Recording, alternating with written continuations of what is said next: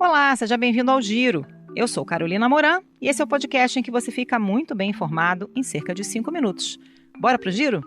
Depois dos ataques feitos pelo presidente da Argentina, Javier Milei, ao presidente Lula e ao governo brasileiro, a crise escalou nesta segunda-feira.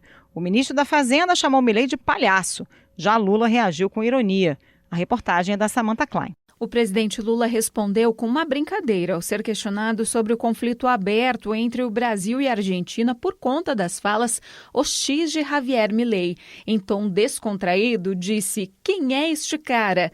Já o ministro da Fazenda, Darío Durigan, foi mais duro ao chamar o argentino de palhaço e classificar as manifestações de Milei como interferência externa, indevida e absurda. O ministro das Relações Exteriores, Mauro Vieira, já ouviu o embaixador brasileiro na Argentina, Júlio Bitelli, numa conversa de 40 minutos sobre a relação dos dois países. E o embaixador argentino, Guillermo Raimondi, também foi chamado para prestar esclarecimentos sobre os ataques de Milei. Apesar das agressões, o Brasil não vai romper relações com o país vizinho. O governo da China divulgou uma nota nesta segunda-feira dizendo que apoia o Brasil na defesa de sua soberania e independência e opõe-se à interferência externa. A publicação ocorreu horas após a ligação telefônica entre Lula e o presidente chinês Xi Jinping na noite de domingo. Nessa conversa, eles concordaram em acelerar as negociações para um acordo de livre comércio entre o Mercosul e a China. Também nesta segunda-feira, Lula recebeu o presidente da Coreia do Sul, Lee Jae-myung, no Palácio da Alvorada. Os dois países disseram ter chegado a um acordo sobre minerais críticos e anunciaram a criação de um grupo de trabalho para tratar de um possível acordo de livre comércio. O ex-governador de Minas Gerais, Romeu Zema, foi oficializado como candidato do Partido Novo à presidência da República.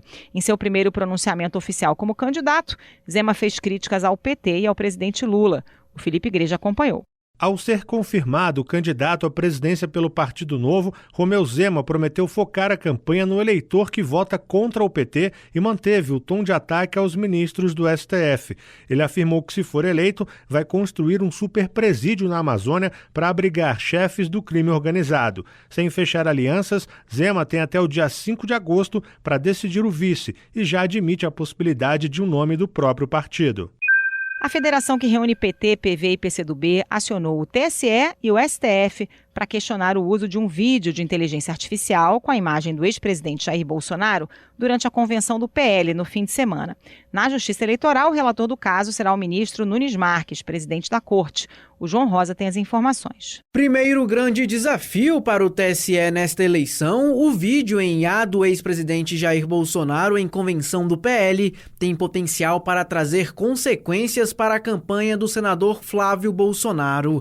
Já em termos de punição para Jair Bolsonaro, especialistas concordam que há pouca margem para argumentação sobre violação das medidas cautelares impostas durante a prisão domiciliar. O presidente do TSE, ministro Nunes Marques, será o relator do caso na Corte Eleitoral. A gente volta já com o Giro. O Departamento de Justiça dos Estados Unidos pediu à Suprema Corte do país que autorize a entrada em vigor de um decreto que dificulta o voto através dos correios no país. No último sábado, um tribunal de apelações manteve a decisão que suspendeu a medida em 23 estados e no Distrito de Colômbia. O governo federal pede que as mudanças entrem em vigor enquanto o caso ainda está em análise. Assinado por Trump em março, o decreto determina a criação de uma lista federal de cidadãos aptos a votar por correspondência. Médicos anunciaram 2 novos casos de possível cura do HIV. Os pacientes interromperam o uso de antirretrovirais e o vírus não voltou a ser detectado nos exames. Ambos receberam células-tronco de doadores que tinham uma mutação rara, que impede que o vírus entre nas células. Já são 13 os casos de cura ou remissão contabilizados pela Sociedade Internacional de AIDS. Na contramão de uma queda global de 42% nos novos casos de HIV no mundo desde 2010, o Brasil aparece entre os 21 países que viram esse número aumentar em mais de 20% no mesmo período, de acordo com dados divulgados pelo Programa Conjunto das Nações Unidas sobre HIV/AIDS nesta segunda-feira.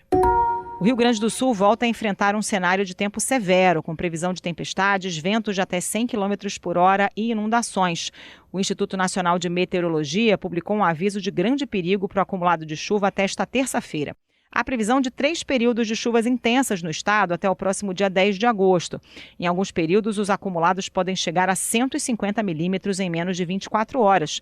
No pior cenário projetado pela Defesa Civil Gaúcha, praticamente todo o estado pode ser atingido por inundações em diferentes níveis. Para saber mais sobre as notícias que você ouviu aqui no Giro, acesse cbn.globo.com ou o aplicativo da CBN. Por lá tem as reportagens completas e análise do nosso time de comentaristas. Se você está gostando do nosso Giro, aproveite para seguir a gente no Spotify ou no Amazon Music, favoritar no Deezer ou no aplicativo da CBN, assinar no Apple Podcast e se inscrever no YouTube Music ou no Castbox. Assim você recebe uma notificação sempre que tiver um episódio novo. E dá 5 estrelas para a gente no Spotify para dar aquela força. Até o próximo Giro.